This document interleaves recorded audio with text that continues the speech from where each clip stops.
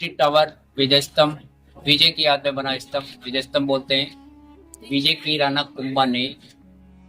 कुंभा जब मालवा सुल्तान महमूद खिलजी और अहमद शाह जिन्होंने अहमदाबाद बसाया, दोनों सम्मिलित सेनाओं को एक साथ हराया, उस विजय को हमेशा के लिए मेमोरी रखने के हिसाब से स्तंभ बनाया गया। 122 फीट का इसका ऊंचाई है, 157 सीढ़ी है, 9 ग्रह के आधार पर 9 मंजिला बनाया हुआ है। उस जमाने में 90 लाख रुपए इसमें खर्च हुए और 10 साल इसको बनने में लगे। इसका एंट्री कोविड से पहले चालू था, मगर गवर्नमेंट ने बदलाव किया जिसका रीओपन अभी तक नहीं हो पाया। ये जो जो भी नजर आ रहा है, ये झौर स्थल है। कहते हैं कि ये पहले 40 से 50 फीट गहरा डीप खड्डा था और बहुत से लोग कहते हैं कि यहाँ पर तो भारी मात्रा में यहाँ लेडीज बोन्स मिले, लेडीज ऑर्नामेंट्स मिले और रात मिली तो इससे सिद्ध हुआ कि जोर यहाँ हुआ। और यहाँ रानी कर्णावती ने, रानी पद्मिनी ने और फूल कंवर ने, तीनों ने यहाँ जोर किया। और रानी पद्मिनी का कुछ डिबेट मतलब कुछ इतिहास करते थे कि इतना कम समय मिला कि 1 घंटे के अंदर 16,000 लेडियों का जिंदा आग में जोर करना था और इतने कम समय में 16,000 लेडियों के लिए लकड़ी का एकठा करना वन पैलेस में असंभव हुआ। तो रानी पद्मिनी का कुछ जंगलों के अंदर भी जोर हुआ साथ वाले का, और उसका जोर यहाँ हुआ। और रानी कर्णावती का कमेट रूप से जोर हुआ, फूल कंवर का कमेट रूप से ये जोर स्थल आप देख रहे हैं। जहाँ रानी कर्णावती का जोर हुआ 1535 के अंदर, तब बनवीर राजगद्दी पर बना हुआ था और बनवीर को अस्थायी रूप से राजा बने रहे वो। और क्योंकि उदय सिंह की उम्र इतनी, उत्तराधिकारी उदय सिंह था, पर उदय सिंह की उम्र इतनी कम थी कि वो राजगद्दी पर नहीं बैठ सकते हैं, तो अस्थायी रूप से संरक्षक के रूप में बनवीर, जो उनका सोतेला भाई था, जो राणा सांगा का भाई पृथ्वीराज के पासवान का लड़का था, उनको राजगद्दी पे बिठाया। पर उन्होंने राजगद्दी पे बैठते अपना सोतेलापन जाहिर करते हुए यहाँ के बुद्धिजीवी आदमियों को, यहाँ के रणनीतिकारों को, युद्ध कौशलों को, सभी को निकाल कर आउट कर दिया, जिससे राजपूतों में काफी नाराजगी उत्पन्न हुई और राजपूत लोग फोर्ट से इंटरेस्ट लेना छोड़ देते हैं। तो इसकी खबर जब गुजरात बहादुर शाह के पास पहुंचती है, तो गुजरात बहादुर शाह ने देखा कि फोर्ट पे अभी विकट स्थिति है, लड़ने वाला कोई नहीं, राणा सांगा की डेथ हो चुकी है, तो क्यों नहीं इस फोर्ट पे मौके का फायदा उठाकर इस पे कब्जा किया जाए। तो अपना बहुत बड़ा फौज का काफिला लेकर फोर्ट की तरफ बढ़ता है। जब गुप्तचरों से इस बात की सूचना रानी कर्णावती के पास पहुंचती है, तो रानी कर्णावती ने समय को देखते हुए दूसरे राजाओं के पास एक हेल्प लेटर भेजते हुए, एक राखी का धागा भेजते कि हमारी हेल्प कीजिए। मगर यहाँ के स्थानीय राजाओं ने, किसी ने हेल्प करने से इनकार कर दिया, तो वो हेल्प लेटर डायरेक्ट हुमायूं के पास चला जाता है।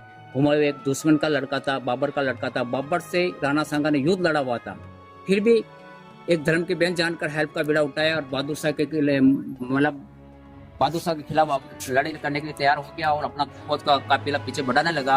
और बीच में जितने भी बहादुर शाह फेवरेट आदमी मिले, उनको रोकने की कोशिश की गई कि आप अपने आदमी होकर अपने आदमी के खिलाफ लड़ाई करने जा रहे हो, अच्छी बात नहीं। मगर उसको समझाने बुझाने और आने में 3-4 दिन का एक्स्ट्रा लेट हो गए और पहले से बैक चल रहे थे। तब तक बहादुर शाह की सेना फोर्ट के काफी नजदीक आ चुकी थी। तो रानी कर्णावती सोचा कि दुश्मन काफी नजदीक आ चुका हो, मेरा भाई मेरे रक्षा के लिए नहीं आया अभी तक, तो हमारी मान मर्यादा, इज्जत और हुनर को ठेस पहुंचाएगा। तो रानी कर्णावती ने यहाँ 40 से 50 फीट गहरा डीप खड्डा था और यहाँ चंदन, लकड़ी की तेल वगैरह सब चीजें भरकर औरतें अपने जीवन का सारा ऑर्नामेंट्स पहनकर, हाथों में मेहंदी लगाकर जोर करने का जब अंतिम क्षण चल रहा था, तब रानी कर्णावती के दिमाग में ये चीज बराबर आ रही थी कि मेरा बेटा उदय सिंह के बच्चे हैं, किसके हैंड ओवर करके जाऊं, किसके सुपुर्द करके जाऊं। सोतेले भाई पे विश्वास नहीं कर सकती, अभी से रंग बदल रहा, कल का कोई भरोसा नहीं कर सकती। फिर उसके दिमाग में आया कि पन्ना था ऐसी शख्स है जिन्होंने बचपन में मेरे बेटे को पाला पोसा और उसके बेटे का हक का दूध मेरे बेटे को पिलाया। जो माँ अपने बेटे का हक का दूध मेरे बेटे को पिला सकती, वही रक्षा कर सकती है, ऐसा विश्वास जानकर पन्ना दाई को यहाँ बुलाया गया।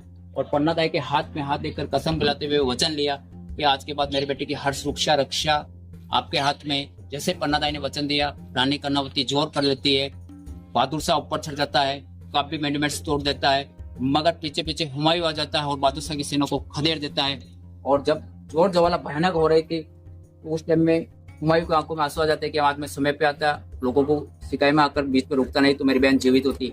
बनवीर राजगद्दी पे बना रहता है और बनवीर के दिमाग में यह आता है कि उदय सिंह बड़ा होगा तो राजगद्दी इसको देनी पड़ेगी। बनवीर के दिमाग में आता है कि क्यों नहीं उदय सिंह को मैं बचपन में मार दूं, हमेशा के लिए राजा में रह जाऊं। जब महल में मंत्रणा चल रही थी, तब दीवार की ओट में इस बात को पन्ना दाई ने सुन लिया और पन्ना दाई को पता लगा कि आज रात को 12-1 बजे के आसपास उदय सिंह को मारने आएंगे। तो पन्नादाई के हाथ में दोनों बच्चे थे, तो पन्नादाई ने समय से पहले दोनों बच्चों को सुला देती है और नींद ही नींद के अंदर दोनों बच्चों को अल्टरनेट कर दिया जाता है। राजकुमार के कपड़े पहनाकर, राजकुमार के ऑर्नामेंट्स पहनाकर अपने खुद के बच्चे को राजकुमार की जगह सुला देते हैं और सर्वेंट की तरह बनाकर, सर्वेंट जैसा बनाकर सर्वेंट वाले खाट पर उदय सिंह को सुला देते हैं। जैसे ही रात को अर्धरात्रि को बनवीर रूम में स्टे होता है और पन्ना को ललकारते ही, पन्ना कहाँ है उदय सिंह, तो एक माँ का कलेजा हिल उठता है और एक माँ ने एक वचन के खातिर सबसे बड़ा त्याग दिया कि अपने बेटे, खुद के बेटे चंदन की ओर इशारा कर देते हैं और वो गुस्से में और नशे में उदय सिंह की जगह पन्नादाई के लड़के को मार कर चल जाता है। और पन्नादाई ने इतना धीरज रखा कि अपने लाल के 2 टुकड़े होने के बाद भी रोना और चीखना सही नहीं समझा, और ताकि वो दूसरे बच्चों को नहीं मार दे। और फिर उदय सिंह जी को अपने विश्वास पास सर्वेंट द्वारा मेल के पीछे से उसको कुंभल का ट्रांसफर कर देते हैं। और कुंभल का जब वो बड़े होकर आते हैं उदय सिंह जी, तो यहाँ से बनवीर भक्त का चला जाता है और उदय सिंह जी अपने हाथ में फोड़ लेते हैं और अकबर की लड़ाई के बाद में यहाँ से कैपिटल चेंज करते हुए उदयपुर उदय सिंह जी द्वारा बसाया जाता है। ये सामने एक टेम्पल का रूप है, इसका बाहर का जो डिजाइन आपको कुछ टावर टाइप दिख रहा है, तो लोग बहुत से कहते हैं कि ये टावर बना रहे थे। पुराना टेम्पल, यहाँ 113 मंदिर थे, बहुत से मंदिरों को मुगलों ने तोड़ा है, जिसके डैमेज पार्ट अभी आपको देखने को मिलेगा। हाँ, वो सामने हवन वेदी बनी हुई है।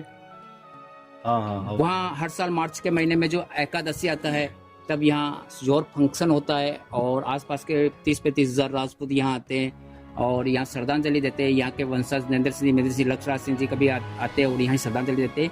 एक बड़ा मेले का होता है पुरानी स्टाइल से, जो हाथी घोड़े के साथ बने पहन कर रात को लोग जैसे पुराना माहौल बनाकर एक जुलूस के रूप में ले जाते हैं और पूरे दिन का कार्यक्रम चलता है यहाँ।